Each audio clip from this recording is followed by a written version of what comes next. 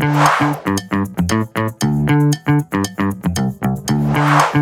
se vini në episodin e 13 podcastit Majtas, një hapësirë diskutimi konstruktiv mbi politikat publike dhe shpesh herë dhe mbi politikat e Majtas. Sot kam nderin të kem ftuar zotin Ardit Bido, tashmë lajm ekskluziv kandidat për deputet në qarkun e Vlorës dhe mund të themi ish drejtori i arkivave në Republikën e Shqipërisë. Faleminderit shumë për ftesën. Besoj se është aq ekskluziv se këto 2 ditë kanë dalë emrat edhe. Po jam përfolur fshata, kështu që. Shumë faleminderit që erdhët në Majtas. Në fakt tashmë dhe vetë diskutimi do të jetë pak më tepër politik, le të themi, se sa nga pjesa historike institucionale, të cilën ju keni përvojë gjatë. Nga historia në politik, Ardit, përse tani dhe përse Partia Socialiste, le të themi? Unë besoj se është çasti i duhur për të bërë ndryshimin e madh. Këto zgjedhje kanë 2 sfida të mëdha. Okay. Sfida e parë, e cila është politike kombëtare, është dallimi mes progresit drejt Bashkimit Evropian dhe stagnacionit. Dhe besoj kësaj nevojitet që të japin përgjigje shqiptarët në 11 maj me votën e tyre në mënyrë të qartë dhe të pastër, në mënyrë që ne të arrijmë një dritare e cila mundet të na shkasë. Dritarja e përfundimit të negociatave në 2027 mundet të shkasi. E kemi parë këtë në historinë e 30 viteve të procesit tonë integrues, që kemi pasur dritare, na kanë shkitur në mënyrë të vijueshme. Ne kemi qenë në vitet 90, për këdo që nuk e di, ndër vendet të cilat konsideroheshin se do të ishin në bllokun e parë të antarësimit në Bashkimin Evropian, pavarësisht se ishim ndër vendet më të varfra. Ishte pozicioni i atill gjeostrategjik që na favorizonte. U futën 10 vende në vitin 2004, pastaj diskutohej gjithmonë, shikon në 2009 do futemi, pastaj në 2010, pastaj në 15, pastaj në 20, dhe jemi në vitin 2024 dhe kemi dritaren e radhës në vitin 2027. Nëse ne humbasim këtë dritare, ne nuk e dim se kur vjen çasti tjetër. Kjo sfidë duhet të marrë përgjigje të qartë nga votuesit shqiptar dhe ka diçka se unë jam egzocentrik si natyrë, nuk duhet ta shohim Bashkimin Evropian si një, le të themi thjesht një ëndër vlerash. Është një stacion që na mundson 2 gjëra. E para, jemi të barabartë, nuk jemi më pre e presioneve diplomatike të vendeve më të fuqishme, dhe e dyta është mundësi financiare. Çdo vend ditën që ka hyrë në Bashkimin Evropian është rritur në mënyrë galopante cilësia e jetës. Dhe ne duam që ta bëjmë këtë vend më të mirë. Unë s'dua që vajza ime të ikin ndonjëherë nga ky vend, unë vetë se kam menduar të ikin ndonjëherë nga ky vend. Prandaj kjo është sfida e dytë e këtyre zgjedhjeve mundsohet nga sistemi zgjedhor. Ne kemi një sistem zgjedhor që për herë të parë realisht mundet që qytetarët të përzgjedhin se kë do të votojnë në mënyrë që të përçohet zëri i tyre në kuvendin e shqiptarëve. Dhe këtu vjen oferta ime individuale. Oferta ime individuale është që unë ftoj gjithë bashkëqytetarët e mi të qarkut Vlorë, qofshin ata të Partisë Socialiste, qofshin ish votues të Partisë Demokratike dhe forcave të tjera, gjithë votuesit që nëse ata i besojnë një zëri që ka 17 vjet në jetën publike dhe mund të thonë shumë gjëra për mua, po s'mund të më thonë që ka ndryshuar qëndrime. Ka mbajtur të njëjtat qëndrime dhe kur më ka konvenuar dhe kur s'më ka konvenuar. Që ky zë të përçohet në kuvendin e shqiptarëve, që problematikat e atij qarku, të cilat unë i kam adresuar, i kam përmendur, i kam lobuar në momente të caktuara kur kam pasur mundësi për to, të jenë tashmë jo thjesht një zë në hapësirën e jetës tonë publike, që është diçka individuale që mund ta bëjë çdo kush, por të jenë një zë në kuvendin e shqiptarëve në mënyrë që ne të mundet që problematikat e atij qarku dhe të komuniteteve të ndryshme që përbëjnë atë qark, të cilat janë të shumta, të mundet të përmenden në parlamentin e shqiptarëve në mënyrë të vijueshme dhe të adresohen në institucionet shtetërore të këtij vendi. Kuptoj. Pra është dhe ky mekanizmi tashmë i politik bërjes që e ushtrojnë në mënyrë formale në parlamentin shqiptar. Por dua të di, është e lehtë tranzicioni nga një figurë, le të themi, me background akademik, me background, le të themi, studiues, historian, të kalosh në politik, pasi le të themi historia kërkon objektivitet normalisht dhe politika është një si arti, le të themi, së mundurës, por dhe pak arti kompromisit. Si e bën tranzicionin në fakt nga ose si e balanconi këtë rolin nga historian ose nga backgroundi juaj në sferën politike? Te këto cilësitë personale un kam qenë gazetar për shumë vite, mbi 10 vite. Marrëdhënie ndërkombëtare. Jam profesor asociuar, kam punuar në administratën shtetërore. Do të thënë se kam bërë 2-3 punë gjithë jetën time dhe këto kanë qenë paralelisht, pedagog po ashtu. Unë nuk besoj se ti duhet që këtë artin e kompromisit që është politika ta bësh përmes jo të vërtetës. ta bësh duke fshehur të vërtetën, duke e zbukuruar të vërtetën. Unë besoj se këtë mund ta bësh dhe troç. Dhe në këtë drejtim nuk e kam parë kur veten time jashtë politikës në kuptimin e gjerë të fjalës, në kuptimin e vërtetë të fjalës. Unë kam qenë depolitizuar deri para 2 vitesh, kam më shumë se sa 14 vite në administratën shtetërore. 15 vite, 14 vite në administratën shtetërore. Në të cilën unë nuk kam gatruar kurrë. Mendimet e mia me punën janë 2 gjëra krejt ndryshme. Qëndrimet e mia publike nuk kanë qenë kurrë në favor të një force apo të një tjetre, por në favor të vërtetës kanë qenë. Dhe nuk ke pse ta shohësh politikën thjesht si qëndrime militanteske ekstreme brenda një forcave të caktuar. Partia Socialiste ka treguar këtë. Partia Socialiste ka treguar që ti mundet kesh dhe mendime, le themi, të ndryshme, të cilat jo gjithmonë do të përkthehen në politika, ose janë në linjën e partisë. Pikërisht, sepse në fund ditës është një parti që ka vendosur në politikat e veta ku ka shumica e pakica. Ti mund të jesh pakic në një politikë caktuare, mund të jesh shumicë në një politikë tjetër të së njëjtës forcë ku ti bën pjesë. Arsyeja pse unë kandidoj me Partinë Socialiste është se më përputhen shumica e qëndrimeve dhe parimeve të cilat kjo forcë po vepron në përditshmëri. Nuk kam ndërmend që për gjëra të cilat unë mendoj dhe që kam 17 vite, theksoj edhe një herë, në jetën tonë publike unë të them ndryshe nesër. Mund të mos vendosi partia siç unë janë parimet e mia dhe do ta pranoj këtë gjë dhe do të jem pjesë asaj force, po gjithmonë duke thënë cili është mendimi im. Kompromisi, arti kompromisit nuk nënkupton të pavërtetën. Jo. Ne në jetën tonë publike merremi me politikë gjithë ditën. Pse? Se merremi me parime, merremi me vlera, merremi me ide, merremi me analizë, të cilat në vetvete formojnë politika.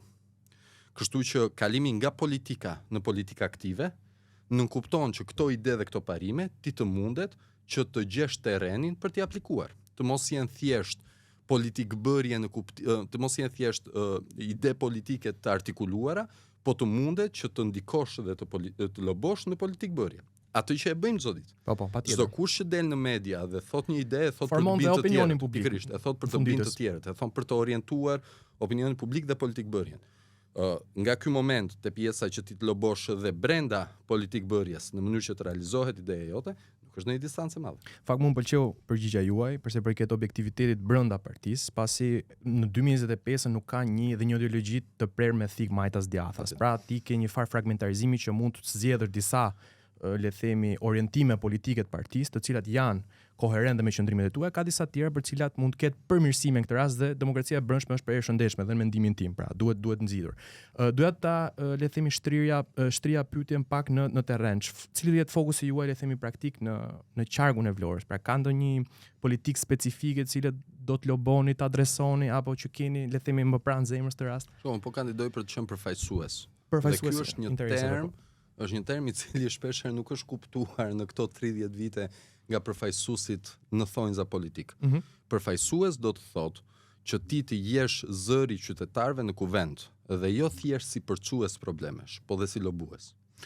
Në zona në cilën unë jam bazuar është Saranda, ku jam lindur dhe jam rritur, është Delvina, prej nga kam gjithë origjinat e mia, Dembavaden, është sakt.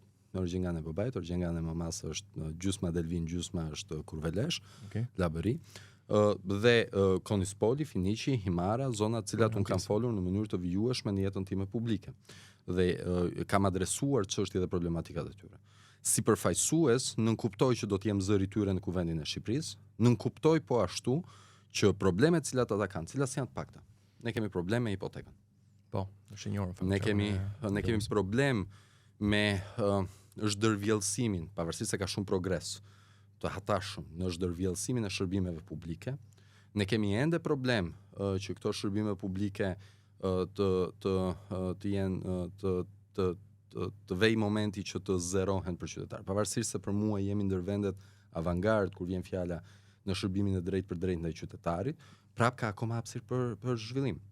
Ne kemi po ashtu jemi në një moment kyç për sa i përket zhvillimit turistik të Rivierës Shqiptare.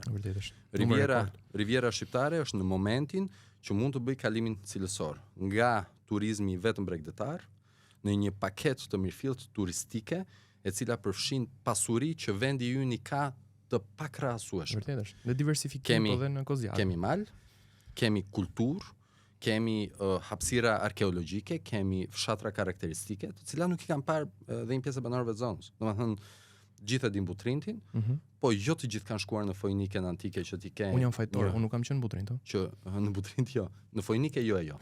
Që është një hapësirë arkeologjike e rrallë për sa i përket vlerës arkeologjike, një peizazh natyror i hatashëm. Ne themi për hiking në veri, në ndërkohë që Kurveleshi është më i lartë në male se sa veri. Okay. Ne themi për apo Sopoti në Delvin, apo brezi kufitar në Finiqi dhe në Konispol. Ne themi Rëza pra. Ne themi që kemi hapësira karakteristike, por shumë pak kanë vajtur dhe kanë parë me përjashtim ndoshta të Imarës, fshat që është e bukur, Dërmiut, Palasës. Pak kanë parë Senicën edhe Tatzatin dhe Shëndreun dhe Drovjanin edhe të mos i përmend me radhë Mursin edhe fshatrat e tjera karakteristike të cilat kanë një bukuri arkitekturore. Nëse ky turizëm kthehet në një paketë të mirëfillt që ofrohet turistit, ne do të tejkalojmë momentin e turizmit backpack, ku jemi sot faktikisht, për të shkuar në një ofertë që do të sjelli së pari zhvillim të zonës, më shumë të ardhura për banorët, së dyti do të sjelli ripopullimin e zonave të shpopulluara. Le të marr një shembull. Delvina është çerekore nga Saranda. Nuk ka asnjë arsye që ndërkohë që Saranda është kulmi i turizmit, një ndër kulmet e turizmit në Shqipëri, Delvina është drejt shpopullimit. Nëse do të integrohej oferta turistike që do të përfshinte gjithë të hapësirë, Delvina do të kthejnë madhështinë e vet. Kurveleshi, Kuçi, Pak është dhe si punë një steku për të jo zhvendosur atë zhvillimin, mbi zhvillimin në zonën e Sarandës, por ketë një le të themi ndërtim ose Labëria, Lumi i Vlorës do të është çerekore 20 minuta nga Qeparoj, nga Bregu, nga atje ku ne kemi dyndjen e madhe. Oferta turistike nëse do të shkonte lart, ku është edhe Amantja, një qytet i lirë, i rrallë për nga bukuria e vet, por që pak e kanë vizituar. Dhe kur i kanë vizituar pak shqiptar, shumë pak të huaj, se s'është në ofertën turistike sot. Nuk e din njerëzit që shkojnë aty. Interesant. Nëse ne do ta bëjmë këtë gjë, ne do shinim që Labëria do të rigjallërohej. Tashmë ekzistojnë mundësit. Pse? Sepse turizmi ka arritur në atë nivel të lartë në numër, në shifër, që është hapi parë. 12 milion. E dyta, sepse infrastruktura që deri më dje mungonte, s'ekzistonte fare, sot të jep mundësinë që ti ta ofrosh këtë paketë. Tani ka nevojë që gjithë kjo të ngjizet. Pra, gjithë politikat qeveritare të cilat janë ndjekur të paktën 10 vjeçarin e fundit të ngjizen dhe të nga ndërhyrje të tektukshme të kthehen në një paketë të mirëfillt që do të sillte zhvillimin e zonës, më shumë të ardhura për banorët, më pak përqendrim te dua një punë shteti, më pak përqendrim te dua të iki për emigrim dhe krejt e kundërta, rikthim, investim dhe zhvillimin e një jete të mirë këtu. Përfshi këtu dhe një herë theksoj, shërbime më të mira publike, zgjidhjen e çështjes së hipotekës, e cila është e papranueshme, por fatmirësisht jemi drejt fundit, sepse le të them digitalizimi i hipotekës që ka qenë gangrena më e madhe. Mbaron 2025 në fal angazhimit edhe të Bashkimit Evropian në këtë proces, po padyshim fal qeverisjes Partisë Socialiste, çka do të mundsoj dhënien fund të një gangrene historike, të cilët unë sa jetoj edhe ti besoj se jeton. Jo, vërtet, jo. Këtë gjë mbaj mend, e quajmë normale anormalen ton, do vi momenti që anormalia jon të mos jetë në normale dhe të kthehemi në normalitetin siç e quajmë. Ka qenë historia e vrimës në hipotekë, nuk e di, po që tregojnë shpesh. Keni drejt në fakt. Edhe unë vetë kur i përket paradigmës zhvillimit në Shqipëri, shikoj normalisht ku qyteti i zhvilluar, por duhet një farë, le të themi, nga pikpamja e zhvillimit, pikpamje e zhvillimit rajonal. Pra rajonet caktuara të fokusohen, siç po thoni ju, në paketa caktuara për t'i dhënë zhvillimin e tyre. Nuk mund të bëjmë, le të themi, minimit çdo qytet mundshëm, nuk mund të jetë çdo qytet si Tirana ose si Vlora, por të arrijnë që nëpërmjet politikave incentivizuese të qeverisë të ketë më tepër investime në ato zona ku ndoshta nevojiten më tepër investimet. Është në vetvete politike majt, Bashkimi Evropian e bën, sepse Bashkimi Evropian nuk lejon që vendet e lindjes që ju thatë në 2004 të kishin një disbalancë koherence sociale me vendet e perëndimit, që sillte emigrimin, se të shumë probleme të tjera, pra duhet balancuar. Dhe dua ta lidh tashmë me pjesën patjetër. Sa larg është Novosela nga Vlora? Sa larg është Kanina nga Vlora? Ishte shumë larg pa u bërë rrugëra, sa është sot. Sa është Armeni, sa është Brataj, sa është Kota, qoftë nga Vlora, qoftë nga Himara. Kanë qenë 5 orë larg detit. Sot janë afër. Delvina nga Saranda të thash është çerekore. Po. Rëzoma është çerekore. Ka qenë 1 orë për të vajtur në Taxat, që sot është çerekore. Kondispoli ka qenë në fund i botës. Ninati, i Hasan Tasin dhe Bilal Xhaferi kanë qenë fund i botës. Dhrovjani, Shëndreu, Dhivri, fund i botës. Sot janë afër.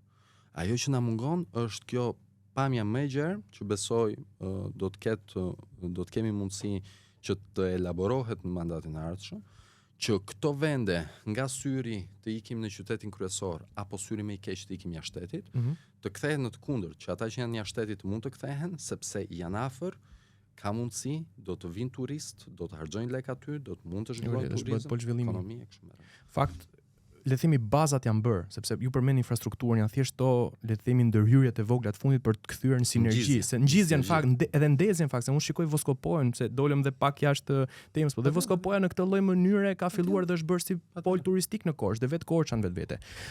Përse i përket, le të themi qargut Vlorë dhe situatës politike atje, disa përfaqësues, le të themi, të minoritetit grek janë parë në përtubine të Partisë Demokratike jashtë vendit. Dhe ka krijuar, le të themi, tensione të reja kanë krijuar tensione në marrëdhënien e dy paqe midis Shqipërisë dhe Greqisë. Po, si e shihni këtë zhvillim dhe sa e dëmshme mund të jetë për Shqipërinë fund ditës kjo retorika nacionaliste? Pasi në fund ditës Greqia është një nga vendet që duhet të aprovojë hyrjen e Shqipërisë në BE, nëse bëhet fjalë 2027 ose më vonë. Luan, se un kam një problem shumë madh kur flitet për minoritetin grek poshtë vjosës dhe mbi vjosë ndaj. Minoriteti grek dhe shqiptarët jetojnë në paqe në harmoni, në vllazëri. Unë kur sumuresha minoritare ishte ajo komshia që më kujdesej për mua, mamaja që kujdesej për fëmijët e saj. Dhe 16 vjeç që kemi mësuar kush është labe, kush është çame, kush është minoritar. Jemi gjithë shqiptarë. Kishte dallime etnike në që ca flasin greqisht, ca flasin shqip. Ne që flasim shqip, se jemi shqiptar, hedhim në një batut në greqisht se shpreh frazeologjike nuk janë njësoj në çdo gjuhë dhe kur është në greqisht e themi greqisht. Ata që janë grek që flasin greqisht me njëri tjetrin, me ne flasin shqip, nuk ekzistojnë këto lloj ndarjesh. Pse them këto? Sepse kur themi që disa përfaqësues të minoritetit grek bëjnë këtë gjë, ne në fakt gënjejmë. Përfaqësues të minoritetit grek janë ata të cilët minoriteti grek voton. Voton minoriteti grek. Zgjedh me 95% në dropu kandidatin e Partisë Socialiste, zgjedh me 60% me preshëm zgjedhjeve të fundit që ishin 3 kandidatë. Herët e tjera është 60-70% në finish kandidatën e Partisë Socialiste. Zgjedh minoriteti grek në këto dy bashki, pra ku është minoriteti grek, kandidatin e Partisë Socialiste me shifra alarmante të larta, që duhet të na shqetësojnë për demokracinë kaq të larta. Dhe ne themi përfaqësues minoriteti grek ca individë të cilës marrin votë në minoritetin grek dhe qëndrojnë me paterica, si dhe këtë herë, se i pam listat, si kandidat cilët pikërisht marrin dot votën, do bëhen deputet nga listat e mbyllura. Përfaqësuesit e minoritetit grek në Shqipëri nuk kanë prodhuar në këtë vend kur probleme me shtetin grek. Përfaqësuesit e nacionalizmit politik grek, nacionalizmit politik hiqja grek, sepse keq kuptohet po ta them kur themi minoriteti. Nacionalizmit politik në Shqipëri, një moment kanë qenë dhe shqiptar përfaqësues nacionalizmit politik. Shumica e kohës janë këta. Përfaqësues nacionalizmit politik pa ngjyrime prodhojnë problem. Minoriteti ka prodhuar. Minoriteti është minoriteti i Vasil Mesopotamidit, që ka qenë general në ushtrinë shqiptare, është minoriteti i Rini Qiriakos, që këngët e saj dëgjon dhe ti, është i Panajot Panos, që besoj kur flasim për futboll, na vetëm mendjet e Panajot Pano direkt. Ky është minoriteti. Këta individ, të cilët përdoren dhe hambukën e gojës përmes krijimit të përplasjeve me qëllim destruktive ndaj Shqipërisë, sipas variantit më mirë shkojmë me Prinatës Vjerës, shkojmë me Milonajin, se kjo ndodh. Këta nuk janë përfaqësues se nuk i voton minoriteti. Kanë vetë as nuk janë përfaqësues, okay. Kaq e thjeshtë. Kështu që këta individ, të cilët le themi kanë gjetur hapësirën në listën e mbyllur për të qenë dhe një mandat tjetër pa terric në parlamentin e Shqipërisë, do përfaqësojnë atë që përfaqësojnë, qytetarët do votojnë atë që do votojnë, kanë alternativën më të mirë të mundshme në gjykimin tim nga Partia Socialiste për të votuar në qarkun e Vlorës është Vasil Llajo, një ndër doktorët dhe biznesmenë sipërmarrëse, po doktor në radhë parë, Sarandit dhe doktor në radhë parë. më të mirë që ka ky vend, kanë alternativa pra se këtë votojnë dhe kanë alternativa nga kush do të përfaqësohen. Sepse në fund të ditës problemet nuk kanë ndallime fetare, etnike, krahinore. Hipoteka njësoj është problem. Obori i shtëpisë që nuk është i hipotekuar në Aliko, nuk ndryshon nga obori i shtëpisë që nuk është i hipotekuar në Berdenesh. Është njësoj. Dhe përfaqësuesit janë përfaqësuesit e vërtet. Ata të cilët marrin karta dhe bëjnë zhurmë, do vazhdojnë jetën e tyre të bëjnë këtë gjë dhe nuk do bëjnë asnjëherë punë. E kuptoj. Fakt jemi dhe në periudhën e 3P-ve, Sodhelster Campbell, populizëm, polarizim dhe post-vërtetës. Do doja të bëja edhe një pyetje për sa i përket rolit tuaj tashmë, si ish, mos më themi drejtori i arkivave, sepse ju jeni shprehur që Shqipëria nuk ka bërë ende një ballafaqim plot me të kaluarën. Patjetër. Për sa i përket ndoshta edhe periudhës komunizmit. Patjetër. Po tashmë në politik, çfarë duhet bëjmë më tepër politika? Është ende, le të themi, politika që mund të marrë një rol më aktiv në të proces? Sikur politika të mos marrë rol aktiv është shumë. Sepse fatkeqësia që na ka ndodhur është që ne kur themi një figurë historike, na lidhet të paktën deri në vitet 2010 apo 2015, na lidhej automatikisht me tifozerinë e dy krahëve politike që ishte pro se kundër kësaj figure. Sa më pak të marri pjesë politika në këtë proces. Dhe sa më shumë të thuhet e vërteta, pra elementi gri. S'ka njeri të bardhë dhe të zi. Kanë gjithë grinë e vetë. Ca e kanë shumë të bardhë, ca e kanë shumë të zezë. Spektrum. Por në këtë spektër duhet thënë e vërteta. Dhe sa më pak të marrë pjesë historia, aq më mirë është. Unë nuk e kam problem të them mendimin tim, e kam thënë dhe si drejtori i arkivave në të kaluarën. Më saktë kam thënë dhe teksa isha drejtori i arkivave në të kaluarën, duke bërë të qartë që kjo s'ka të bëjë me drejtorin e arkivave.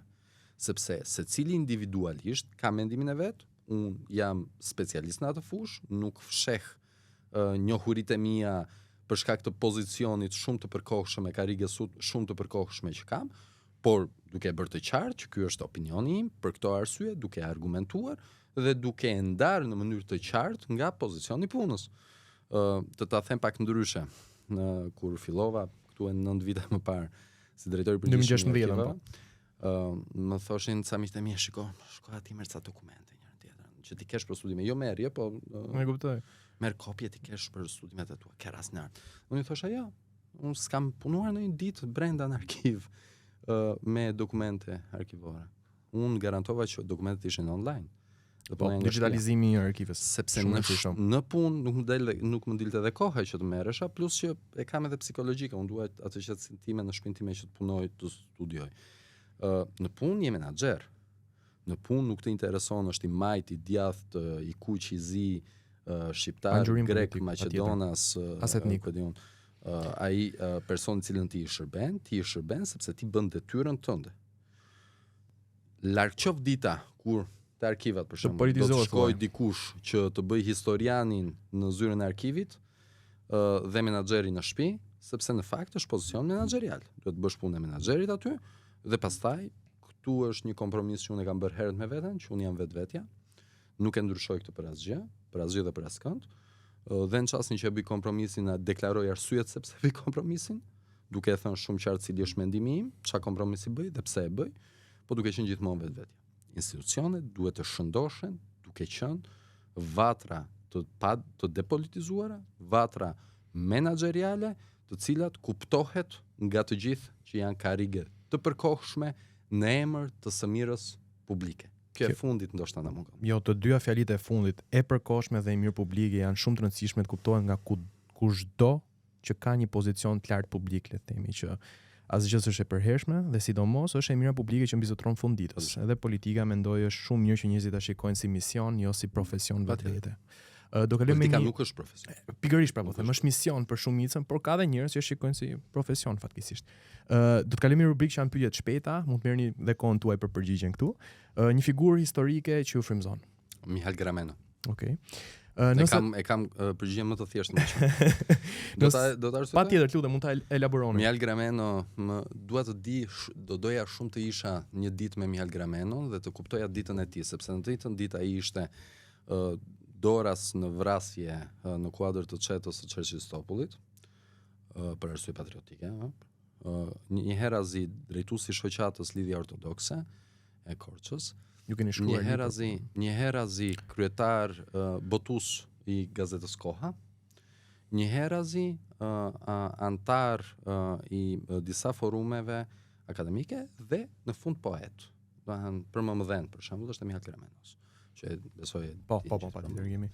Kurrikula se s'kam shpirt. Si ai arrinte që në një ditë të kishte pjesën romantike që do poezia, me pjesën revolucionare që do pjesëmarrja në çetën e Çerçesit, te pjesa akademike që është publicistike që është gazeta, po e them akademike sa atëherë gazetat ishin pak më të thella se sa janë sot, nuk ishin thjesht publicistik. Dhe aktivizmi që ishte shoqatat, të cilat kishin produkte, kjo gjë më kam afasionuar në mënyrë të vjueshme. Nëse mund të thonit në një periudhë historike, cila do të ishte? Sot? 2025-ën. Patjetër. Për arsyen se un jam natyrë që më pëlqen të qenit safe.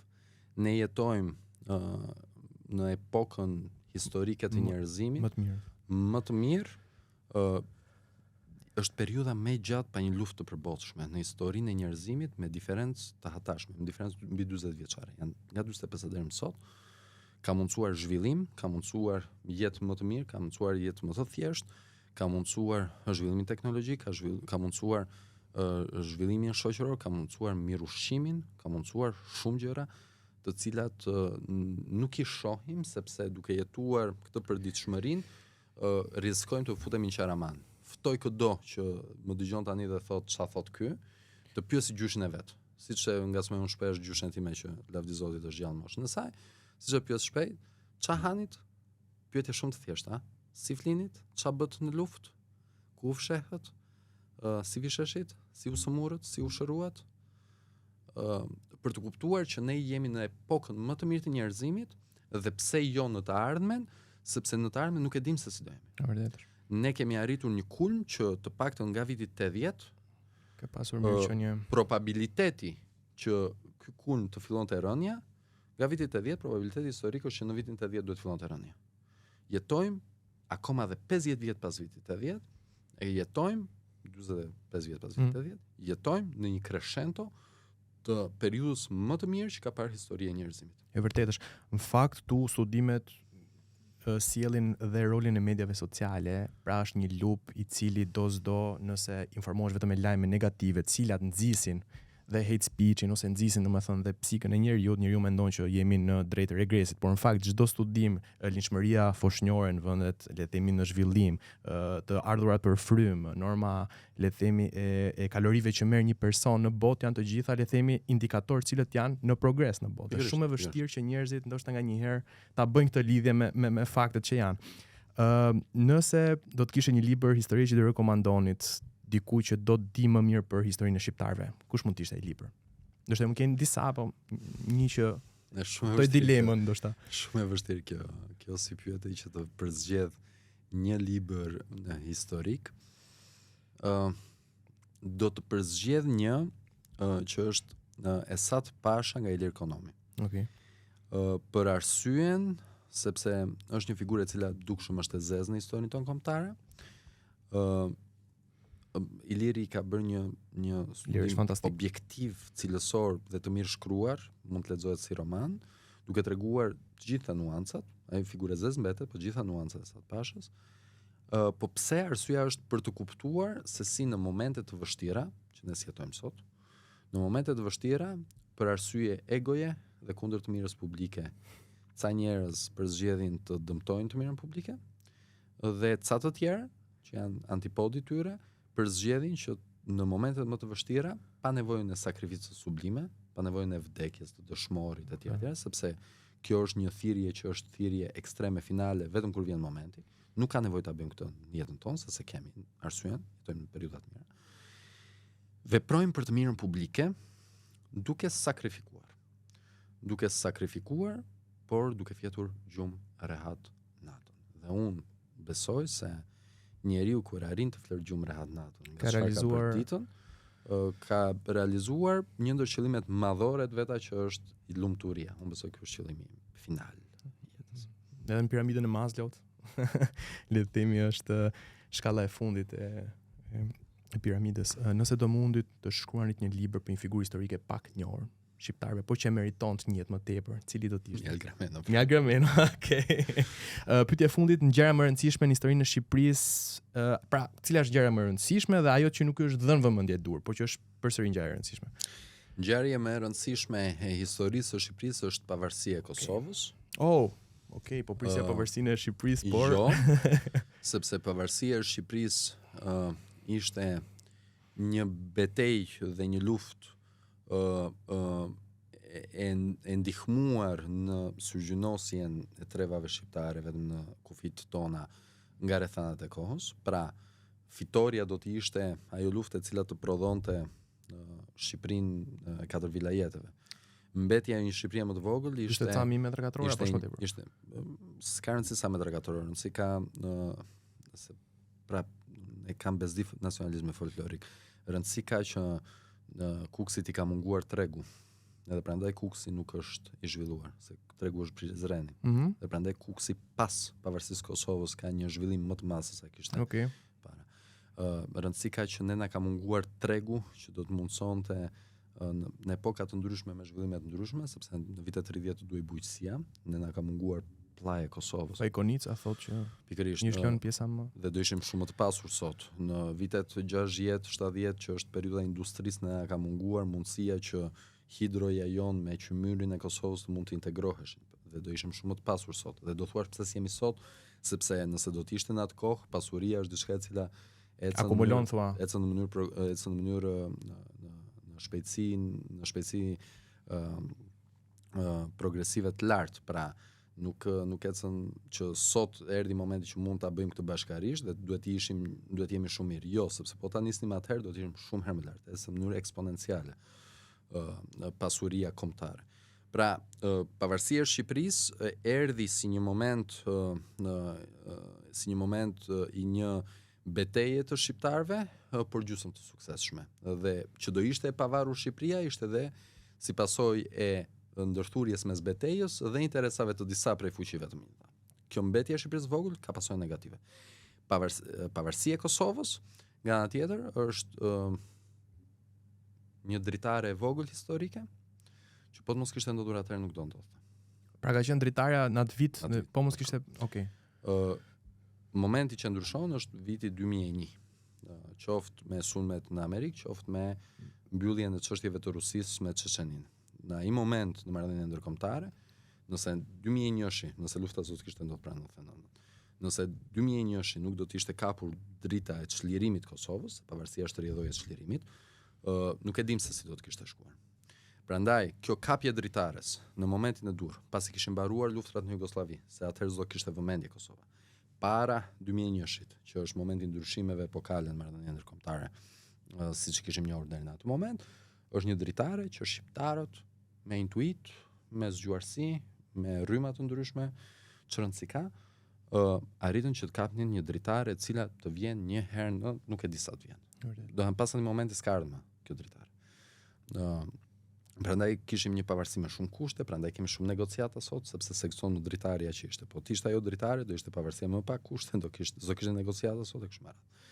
Prandaj kjo besoj se është momenti historik më i rëndësishëm i kombit ton, sepse ne jemi mundësinë prapë dhe një herë larg nacionalizmit folklorik, se është mund ta dëgjojnë dhe se kanë këto që e kam unë, për shembull, që them me dua patriotizmin, na jep mundësinë që ne të jemi një faktor më i madh në marrëdhënie ndërkombëtare, që do thotë më interesant, që do thotë mund të marrim më shumë fonde, që do thotë mund të përqendrohemi më shumë në të mirën publike tonë, përtej arsyes që unë kam shumë të fortë patriotizmit, që besoj se është diçka e cila në fakt patriotizmi është e kundërta, nuk ka lidhje me nacionalizmin, në vërtet është nëse do vendin, kemi nacionalizmi. Patriotizmi dhe nacionalizmi humanist janë okay, nacionalizmi folklorik dhe shovinist janë jo okay, për të qenë korrekt në literaturë, në terminologji. Moment i cili do të donte më shumë vëmendje, unë besoj se është Kongresi i Drejtshkrimit i 72-shit, që po ashtu është një super dritare. Dhe është ndër aktet e pakta të regjimit komunist që s'ka ideologji atje, s'ka elementet e kritikueshme. Është momenti kur u mund që në Tiranë të mblidheshin nga Kosova, nga Veriut, nga Jugoslavia pra, nga Arbëreshët, po të pritej vitit e thënjë do ishin dhe Arvanitas, humbëm Arvanitasit për këtë gjë. Po të kishin bërë në më vonë. Po të ishte bërë në të thënjëshin. Sepse në të thënjëshin momenti ku Arvanitasit mundet të ishin. Do kishim ndryshime thua në pjesë apo do ishin të Arvanitasit pjesë e standardizimit gjuhës shqipe. Sepse në të thënjëshin hapet dritari janë Greqi. Janë momentet, janë megjithëse ka pasur kontestime, mos gaboj nga ana e Gegnishtes në përfshirjen e ka pak rëndësi kjo, rëndësi ka kompromisi. Sikur të ishte Gegnishtja gjuhë standarde. Pa tjetër është e bazuar në toskërisht të standarde. Sikur të ishte Gegnishtja, do të kishte ankesa nga toskët.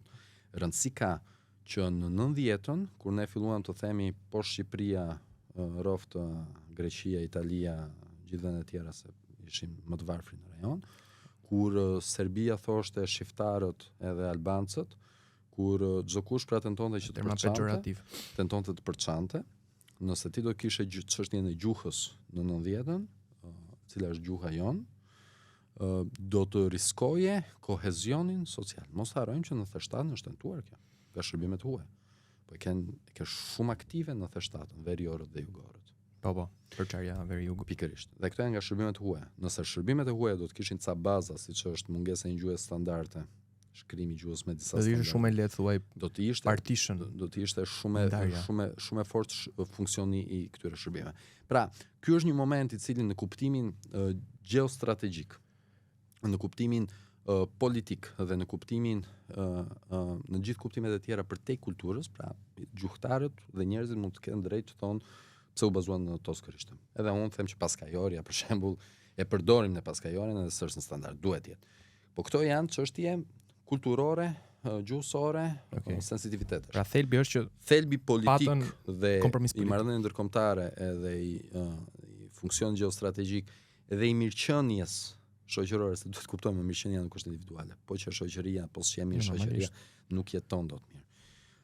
Është i atill që duhet të kishte më shumë peshë në diskutimin në njohurinë që ka opinioni i gjerë mbi rëndësinë e këtij akti. Ardit, shumë faleminderit për kohën tuaj dhe sukses në karrierën tuaj tashmë politike. Faleminderit shumë.